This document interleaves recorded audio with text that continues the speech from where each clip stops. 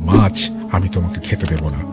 তাই বলে যখনই ফেলে দিয়ে আসলো তখনই আমি আমার স্ত্রী সন্তানদের বিরাট খারাপভাবে গালাগালি করতে লাগলাম, মারতে লাগলাম।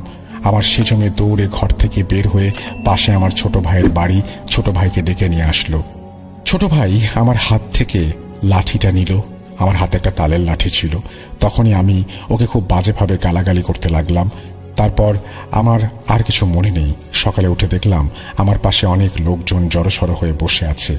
আমি এদের সবাইকে দেখে একটু অবাক হলাম আর উঠে বসে আমার পাশে থাকা ছোট ভাইকে জিজ্ঞাসা করলাম, কিরে, কি হয়েছে? তোরা সবাই আজ এখানে এভাবে আমাকে দেখছিস, আগে দেখিসনি কখনো? তারপর আমার ছোট ভাই যা বলল, মিয়া ভাই, তোর রাতে কি হয়েছিল? তুই রাতে ভাবিকে, মেয়েদেরকে, বরং আমাকেও মারধর করেছিস। আর কি আবল তাবল বকছিলি যে ও মাছ দিয়ে কুস্তি করিয়েছে আর তুই সেই মাছ ফেলে দিলি, এসব তুই গালাগালি করছিলি। একটা পর্যায়ে তুই বমি করছিলি, খুবই দুর্গন্ধযুক্ত বমি, রক্তও এসছিল। তাই বলে আমার ছোট ভাই চুপ করলো। পরে হঠাৎ করে দেখি আমার স্ত্রী আমার পাশের গ্রামের এক হুজুরকে নিয়ে এসেছে।